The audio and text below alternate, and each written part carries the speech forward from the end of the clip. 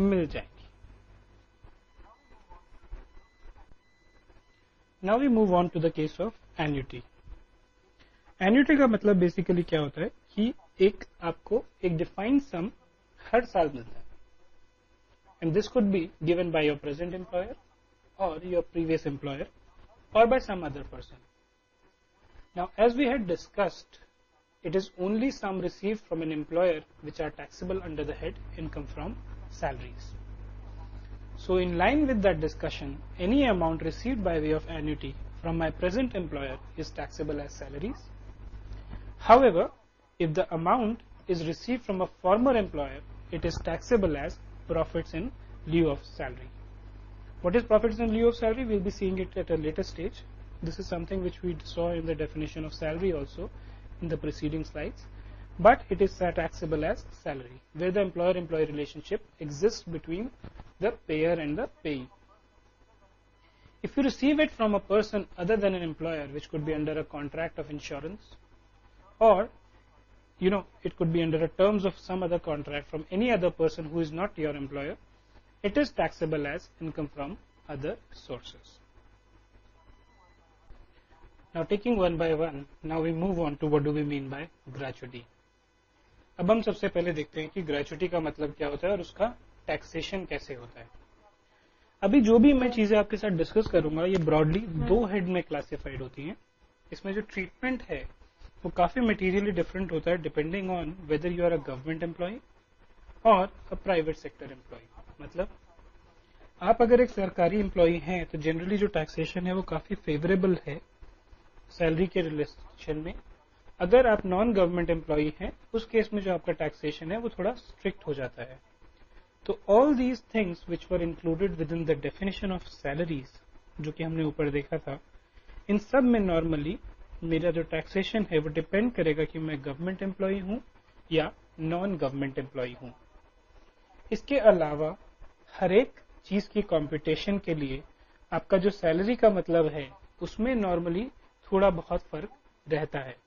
तो वो चीज भी आपके लिए देखने वाली है कि उस केस में आपका जो कैलकुलेशन है वो कैसे फ्लो करेगा। तो चलिए देखते हैं इसको। सबसे पहली चीज है मेरी ग्रेचुटी। तो मुझे ये देखना होगा कि मेरा ग्रेचुटी का मतलब क्या है।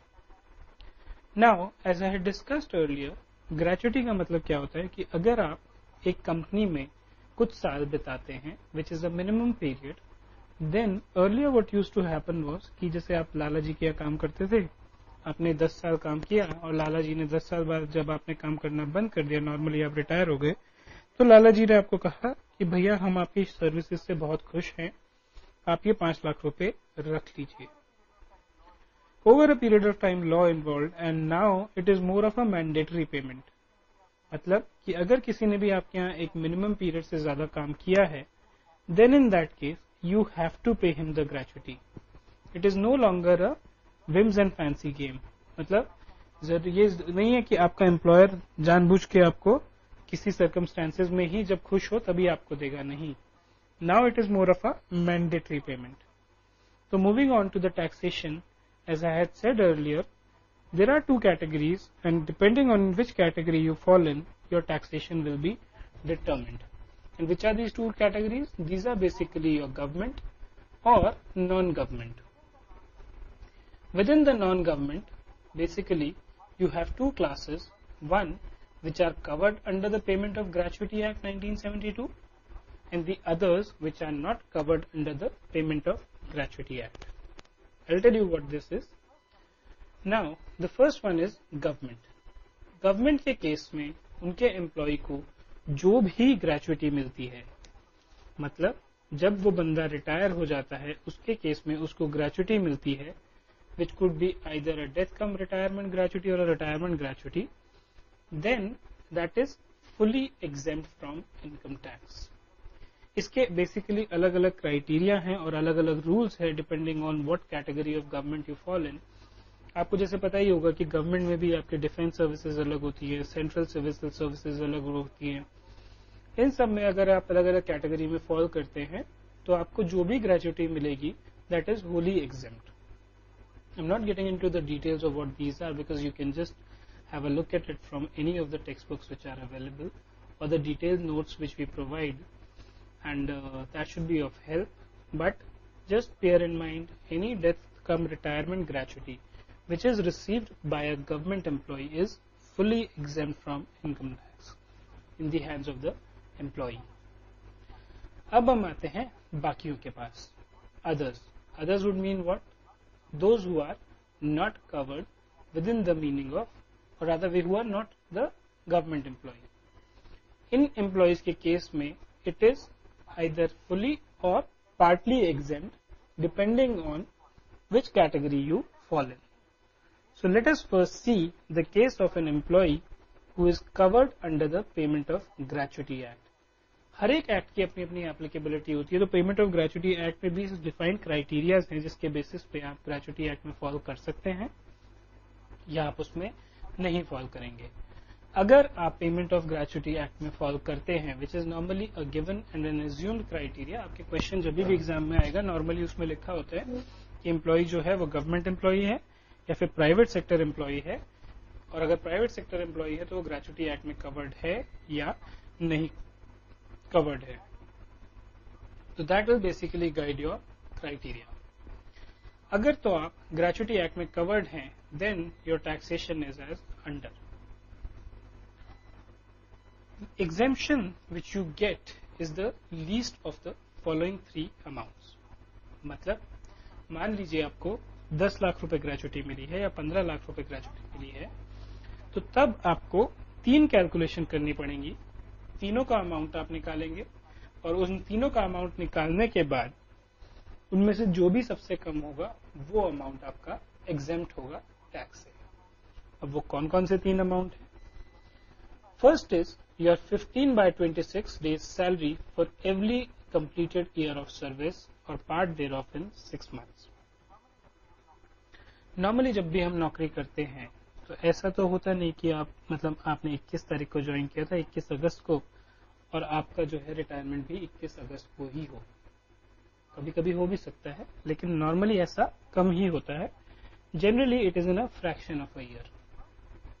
So the first thing here is that how do I calculate my number of years? There are 3 variables here. One is my salary. The second is my number of years. So what it says is that I have to calculate 15 days salary divided by 26. Now what is the rationale of this 26? The rationale of this 26 is that you are basically having not more than 26 working days in a month. It is normally assume कि जो अगर आप ये payment of gratuity act या इस तरह के acts में कवर्ड होते हैं तो आपको 4 छुट्टियां मैंडेटरी मिलती हैं. तो इसीलिए आपकी 15 दिन की सैलरी आपको मिलती है हर उस साल के लिए जो आपने कंप्लीट कर लिया है, या फिर उसका पार्ट जो कि आपका 6 महीने से ज्यादा है. अब इसका पार्ट का मतलब क्या होता है? मान लीजिए मैंने 6 साल 3 महीने काम किया है, तो 6 साल तो मेरे कंप्लीट हो गए, 3 महीने जो है इज द फ्रैक्शन. तो क्या मैं 6 साल की सैलरी लूं या 7 साल की लूं? What the gratuity act says is if you have served in excess of 6 months, देन यू काउंट इट एज 1. So what will happen is if I had worked for 6 years and 6 months or more, then I will take it as 7. But if it is 6 years and less than 6 months, then I compute it for 6. तो अगर 6 साल 3 महीने है तो आप 6 साल लेंगे. 6 साल 6 महीने से ऊपर है, अब चाहे 6 साल 7 महीने हो, 8 महीने हो, 6 साल 11 महीने, तो आप 7 साल लेंगे. And I have to multiply that 7 by what? By my salary. Now what do you mean by salary? Salary means my last round basic plus DA and the commission on fixed percentage of turnover if the terms of contract so provide. उस salary से मैं multiply करूंगा उसे and then I will compute that for 15 days. So that's where I get the first calculation. The second and third are simple. Second is 10 lakh, third is amount received. तो मान लीजिए मैंने जैसे आपको बोला था कि मुझे 10 लाख रुपए मिलते हैं, तो मेरा थर्ड वेरिएबल 10 लाख है, सेकंड वेरिएबल 10 लाख है, और मान लीजिए मेरा फर्स्ट वेरिएबल कंप्यूट करके 8 लाख आता है. देन 8 लाख की तो मुझे एग्जेम्पशन मिल जाएगी, लेकिन मेरे को अमाउंट कितना मिला है? 10 लाख का. तो 10 में से 8 लाख अगर मैं कम करता हूं तो मेरा जो बाकी 2 लाख का अमाउंट है उसके केस में मुझे टैक्सेबल होना पड़ेगा, उसके ऊपर मुझे टैक्स देना पड़ेगा. So basically anything received over and above these three amounts is liable to tax in my hand. So this is the case of an employee who is covered by the Payment of Gratuity Act. If you are not covered, then the exemption is the least of the following three amounts. Second and third are same. First one में आपका different है because it says 15 by 30 days of salary. ये normally आपका उन cases में होता है जो डेली वेजेस पे काम करते हैं, तो उनके केसेस में आप नॉर्मली क्या करेंगे, 15 by 30 करेंगे बजाय 26 के, जिसका फर्क क्या होगा, डिनोमिनेटर कम हो गया तो थोड़ा सा एग्जेम्पशन कम हो जाएगी for every completed year of service ignoring fraction. दूसरे वाले केस में मेरा क्या था, वहां अगर फ्रैक्शन 6 महीने से ज्यादा था तो मैं उसको एक कैलकुलेट करता था. यहां पे जितने भी साल मैंने कैलकुलेट किए हैं वो मेरे क्या होंगे, वो इग्नोर हो जाएंगे. तो मतलब अगर मैंने चाहे 6 साल 8 महीने किया, 10 महीने किया, 12 महीने, 11 महीने किया, at 11 months will be ignored. Salary again, the meaning is the same. And for which period do I need to calculate? वहां पर जो पहले वाला केस था उसमें ये लिखा हुआ नहीं था कि आपकी सैलरी का मतलब क्या है या किस पीरियड के लिए है. लेकिन अगर आप पेमेंट ऑफ ग्रेचुटी एक्ट में कवर्ड नहीं है, then basically your average salary of the last 10 months preceding the month of retirement are to be taken.